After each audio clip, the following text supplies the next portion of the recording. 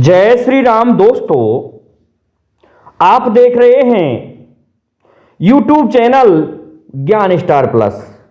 तो दोस्तों, आप सभी का हार्दिक स्वागत और अभिनंदन। दोस्तों, आज हमने आपके लिए कमेंट चुना है श्रीमान कमलेश विश्वकर्मा जी का। और कमलेश विश्वकर्मा जी लिखते हैं कि एक घटना ऐसी घटी, सास और बहन एक हती। दोस्तों, बहुत सुंदर कमेंट किया है श्रीमान कमलेश विश्वकर्मा जी ने।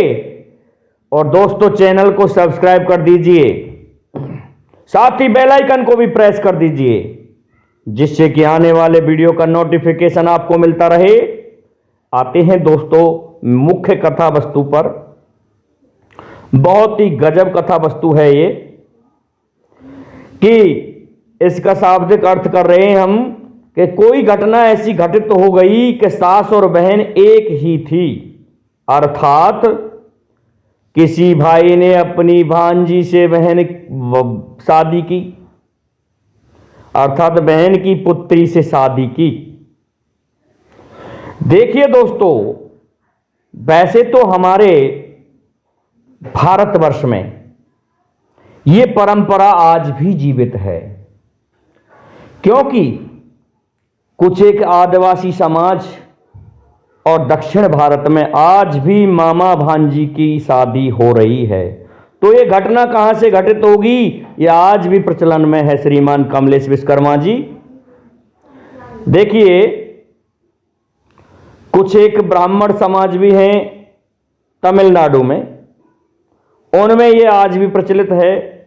दक्षिण भारत में लगभग सभी कास्टों में ये प्रथा है कि वह भांजी से विवाह किया जाता है, और ये प्रथा आज भी चल रही है।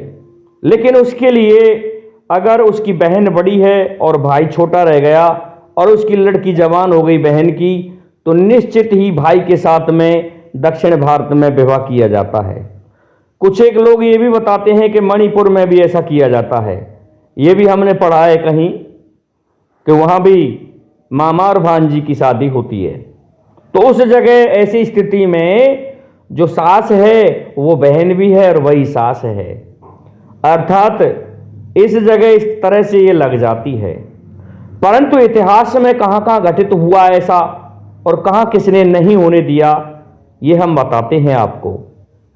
देखिए, आप सभी ने इतिहास में पढ़ा होगा कि इतिहास कुछ इस तरह से कहता है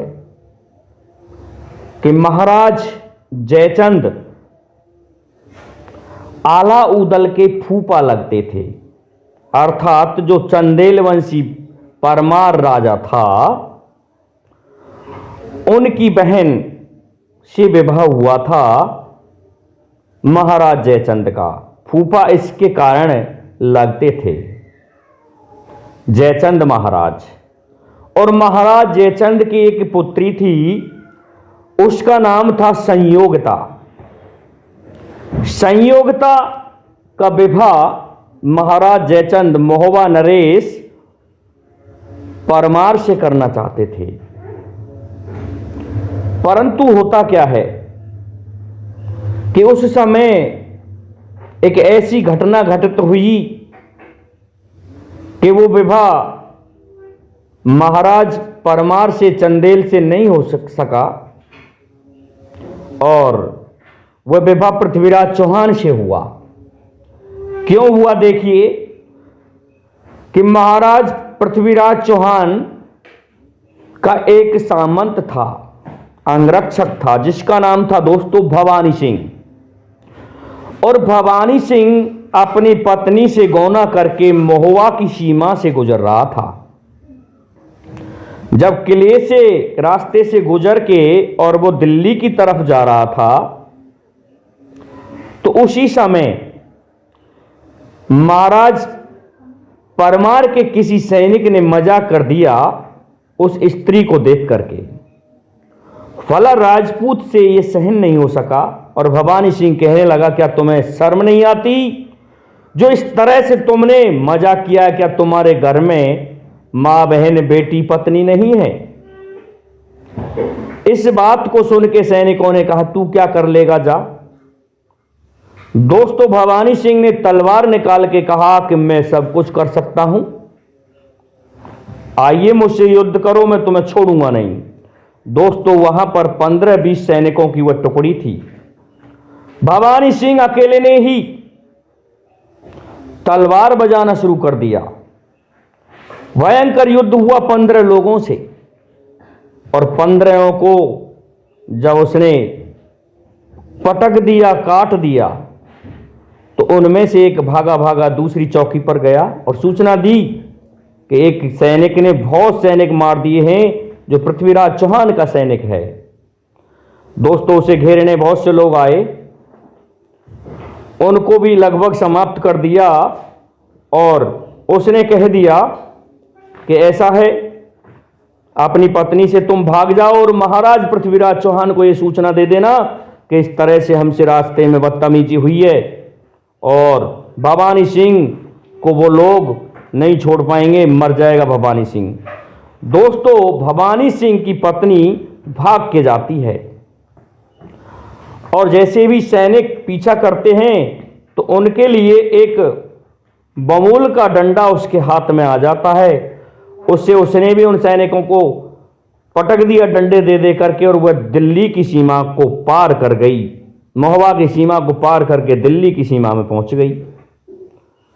पहुंची बेचारी, और वहां जाकर के महाराज पृथ्वीराज चौहान से मिली, रोने लगी, कहने लगा, बहन क्या हुआ कि मैं भवानी सिंह की पत्नी हूं, आपने ही उन्हें छुट्टी दी थी गौना करने के लिए, और इस तरह से हम रास्ते में आ रहे थे तो महोबा के सैनिकों ने हमसे कुछ तंज कसे, जिससे भवानी सिंह अपने क्रोध को नहीं रोक सके।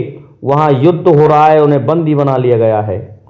दोस्तों, भवानी सिंह को उन सैनिकों ने बंदी बना लिया।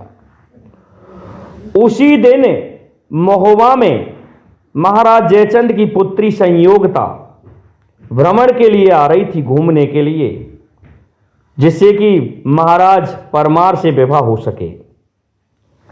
महाराज जयचंद ने भेजी थी वह पुत्री। इस बात को सुन के पृथ्वीराज चौहान ने जब ये बात सुनी, रूपकमर से, उनका नाम था रूपकमर, कि रूपकमर तुम्हारे पति को मैं अवश्य लेकर के आऊंगा, तो अपने 15-20 सैनिकों को साथ में लिया, जो अच्छे लड़ाके जवान थे, 150 को, और महोबा की तरफ चल देते हैं सम्राट पृथ्वीराज चौहान। पहुंच जाते हैं महोबा के किले की सीमा में, और पीछे से आक्रमण करते हैं, फेंक देते हैं उस रस्सी को, जिसमें एक तरह से आंकड़ेदार रस्सी थी, वो अटक गई दोस्तों किले की दीवार में। और सबसे पहले पृथ्वीराज चौहान कहने लगे, मैं चढ़ूंगा। सैनिक कहने लगे, नहीं महाराज हम चढ़ेंगे, लेकिन पृथ्वीराज चौहान चढ़ गया, पहुंच गया ऊपर छत पर, और सैनिकों को काटने लगे। चारों तरफ महाराज पृथ्वीराज चौहान और उसके अन्य सैनिक भी धीरे धीरे उस रस्सी से चढ़ गए। उन्होंने चारों तरफ कत्लेआम मचा दिया महोबा में। अब क्या होता है, जब देखा किले से कि भवानी सिंह कहाँ है, तो उसको उस समय महाराज परमार वहां आ चुके थे। उन्होंने कहा, ये कौन है, कि इस तरह से ये पृथ्वीराज चौहान का एक सैनिक है, कि राजकुमारी ये सब कुछ देखेगी तो हमें शर्मिंदगी झेलनी पड़ेगी, इसलिए इसको जाओ जल्दी से दाब के आ जाओ, जिंदे को ही गाड़ दो कहीं। वो उसे खेतों में गाड़ने ले जा रहे थे, जीवित को ही, और कह रहे थे कि भवानी सिंह अपने स्वामी की रक्षा अब तुम अगले जन्म में करना। लेकिन किले की दीवार से ये शब्द जब महाराज पृथ्वीराज चौहान ने सुने, तो महाराज पृथ्वीराज चौहान कहने लगे, ये तो इसी जन्म में सेवा करेगा अपने स्वामी की, लेकिन तुझे तो अब जन्म ही नहीं मिलेगा। दोस्तों, छलांग लगा देते हैं किले से महाराज पृथ्वीराज चौहान, कूद पड़ते हैं धड़ाम से, और उन लोगों पर तलवार लेकर के टूट पड़ते हैं। भयंकर युद्ध होता है। पृथ्वीराज चौहान के सामने कहते हैं 1 लाख सेना भी कम पड़ जाया करती थी। तो पृथ्वीराज चौहान ने मार मार के उन सैनिकों का ढेर लगा दिया। एक सैनिक चालाकी से दुबक के घोटवन चल के अपने महाराज परमार तक पहुंचा और कहने लगा, महाराज पृथ्वीराज आ गया। उस सैनिक को छुड़ाने के लिए वो इधर ही आ रहा है किले की तरफ। कहने लगा, गजब हो गया, मेरे पास तो तलवार भी नहीं है, ना कोई सैनिक है, पृथ्वीराज को रोकेगा कौन। आला उदल मुझसे नाराज होकर के और कहीं भाग गए हैं। दोस्तों, जब पृथ्वीराज चौहान उन सैनिकों को समाप्त करके और अपने सैनिक भवानी सिंह को मुक्त करा के किले की तरफ आए तो सीधे ही भेंट होती है महाराज परमार से। महाराज परमार से कहने लगे, परमार युद्ध के लिए तैयार हो जा, सावधान हो जा। दोस्तों, वहां कुछ सैनिक थे, उन्होंने आक्रमण किया तो महाराज पृथ्वीराज चौहान ने शब्द भेदी बाणों का उपयोग किया। उसके शब्द भेदी बाण एक एक करके शत्रुओं के सीने को छलनी बना रहे थे। उसी समय कन्नौज की राजकुमारी संयोगता उस स्थान पर आ जाती है। अब उसका स्वागत करे तो कौन करे, क्योंकि वहां तो पृथ्वीराज चौहान से युद्ध हो गया। तो उस की वीरता को देख रही थी राजकुमारी का छलना शुरू हो गया। जब महाराज पृथ्वीराज चौहान शब्द भेदी बाण चला रहे थे तो उन बाणों ने राजकुमारी को घायल कर दिया और महोबा के नरेश परमार ने हार मान ली कि महाराज हम ये किला छोड़ते हैं, कि जाइए महाराज, आज से ये किला मेरा है और इस किले को मैं सार्वजनिक किए देता हूं, यहां होके कोई भी गुजरे इस तरह की बदतमीजी नहीं होगी। आज से ये किला पृथ्वीराज चौहान का है। वहां से भाग जाते हैं महोबा नरेश उस किले को छोड़ करके। दोस्तों, ये किला था सरसा भटंटा का। इस किले को छोड़ दिया परमार ने और उस जगह जब राजकुमारी दिखाई दी तो उनका स्वागत किया महाराज पृथ्वीराज चौहान ने।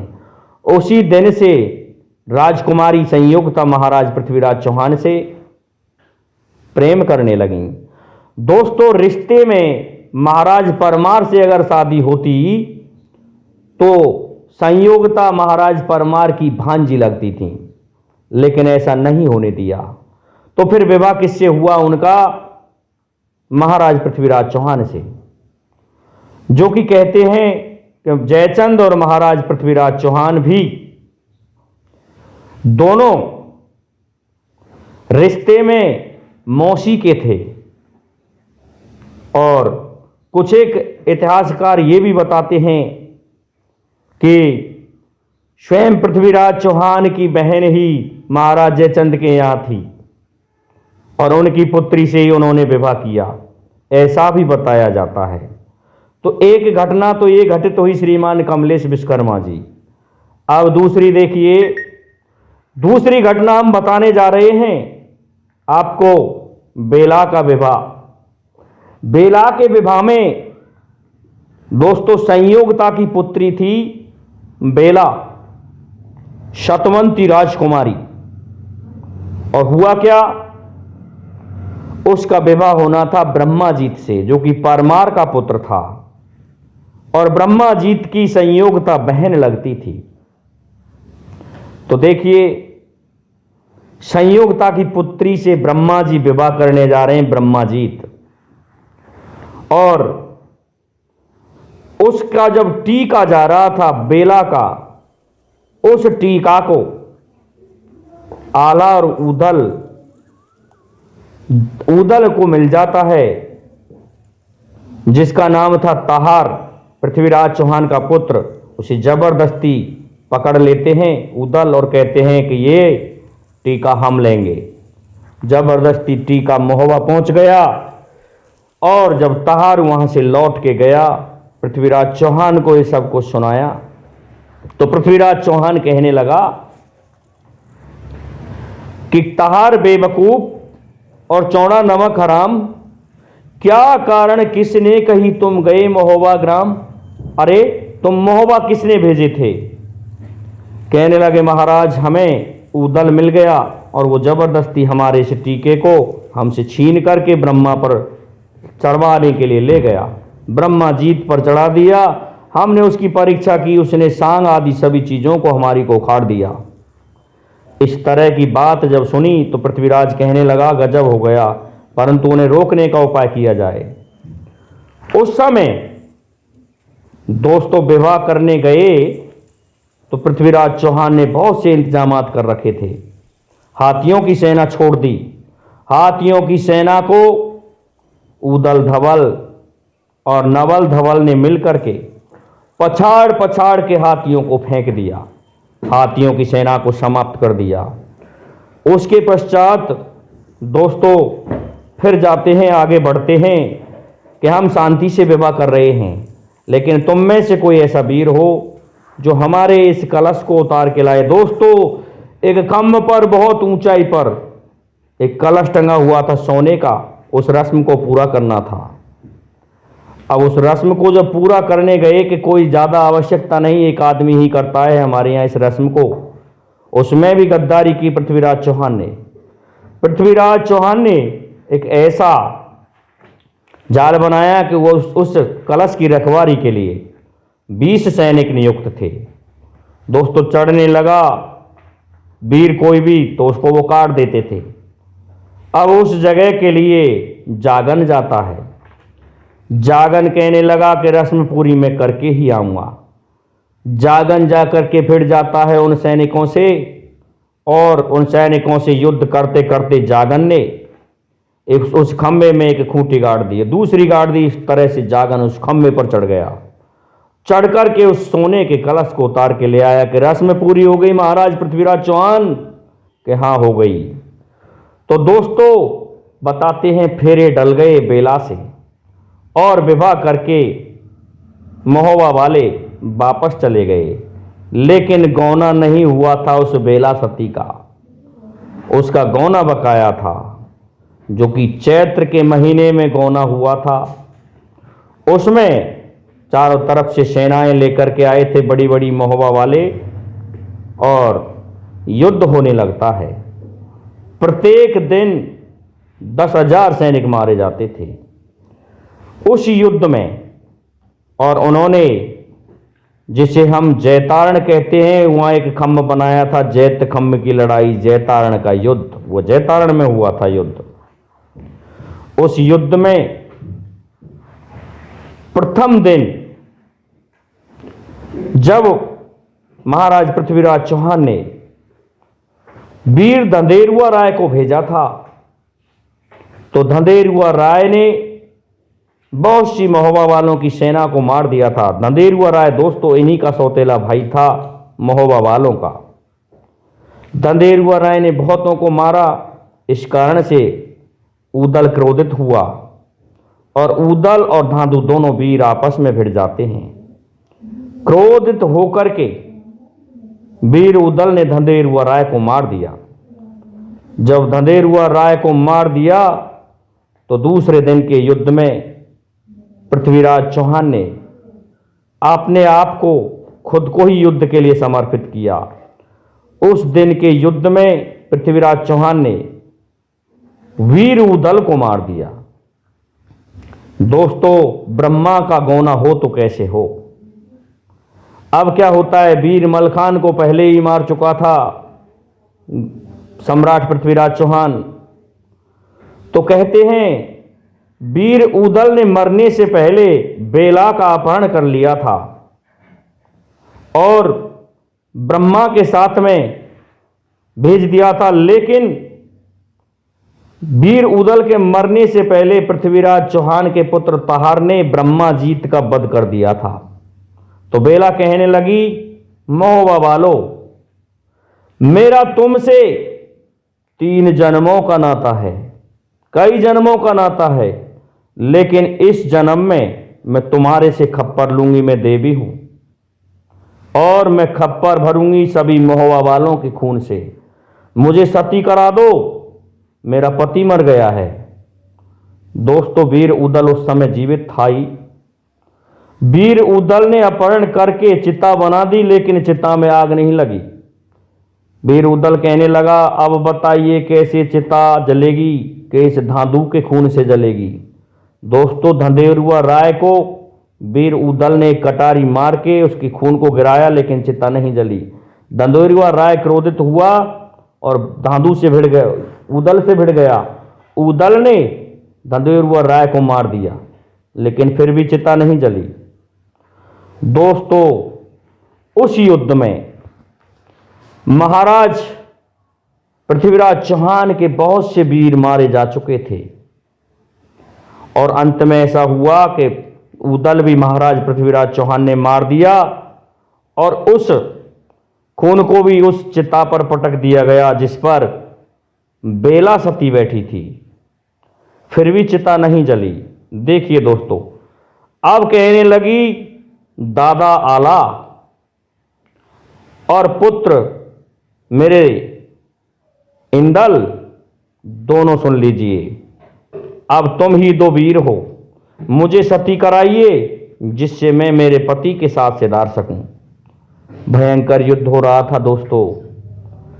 अब उस युद्ध में जब चारों तरफ से सेनाएं आ गईं, तो फिर पृथ्वीराज चौहान और आला दोनों आमने सामने हो गए। आला को क्रोध आ रहा था कि इसने मेरे भाई को मार दिया। उस युद्ध में बताते हैं कि वीर आला ने दोनों हाथों से तलवार चलाई थी। कहते हैं कि वीर आला जब तलवार उठाता था तो 12 वर्ष का अकाल पड़ता था या 12 वर्ष तक बरसात होती थी। ये उस वीर की आन थी। पूरे भारतवर्ष में वीर आला जैसा कोई योद्धा नहीं हुआ। तो वीर आला ने तीर चलाया, इधर से पृथ्वीराज चौहान ने भी चलाया। दोनों के सीने में जाके लगा, जिससे दूध की धार निकलने लगी। पृथ्वीराज चौहान कहने लगा, आला मैंने तुझसे हार मान ली है, लेकिन इस जीत का फैसला कौन करेगा? कि इस जीत का फैसला हम करते हैं कि जिसका खेत बड़ा है उसकी जीत हुई है। तो देखिए दोस्तों, बनाफलों में केवल वीर इंदल और आला ही बचे थे, लेकिन उधर पृथ्वीराज चौहान और 3 घोड़े बचे थे। कि जीत तो भाई आला तेरी हुई है, क्योंकि आदमी तेरे ज्यादा हो गए, मैं अकेला बचा हूं। उसी दिन से आला को वैराग्य हो गया और बेला सती की चिता जलने लगी। कहते हैं बेला सती की चिता जल गई और महाराज पृथ्वीराज चौहान वापस जाके राज करने लगते हैं। वीर आला को वैराग्य हो गया। वो इस कारण हुआ कि वीर आला की पत्नी और उदल की पत्नी ये पूछ रही थी कि बहन किसी ने आला उदल को देखा है। इस बात को जब स्वयं आला से जाके ही आला की पत्नी मछला ने पूछ लिया कि तुमने आला उदल को देखा है, तो इससे शर्मिंदा आई कि अब कलयुग आ गया। स्त्रियां अपने पतियों का नाम लेने लग गईं। अब राज करने में कोई मजा नहीं है, अब बेइज्जती कराना है। इस कारण से महाराज आला साधु हो गए। कहते हैं कि वीर आला आज भी जीवित है, इंदल भी जीवित है, कहीं भजन करते हैं। मैयर में आज भी वीर आला देवी माँ की पूजा के लिए प्रत्येक दिन आते हैं। इस तरह से बताया गया है। तो दोस्तों, बेला सती ब्रह्मा जी की जो पत्नी थी वह ब्रह्मा की भांजी भी लगती थी। ये घटना इस तरह से घटित हुई। तो मैं समझता हूं आपको हमारा ये वीडियो अच्छा लगा होगा। इसलिए अब आप सभी से मेरा निवेदन है कि आप हमारे इस वीडियो को लाइक, शेयर और सब्सक्राइब कीजिए। साथ ही बेल आइकन को भी प्रेस कर दीजिए, जिससे कि आने वाले वीडियो का नोटिफिकेशन आपको मिलता रहे। दोस्त, जय हिंद, जय भारत, जय जय श्री राम।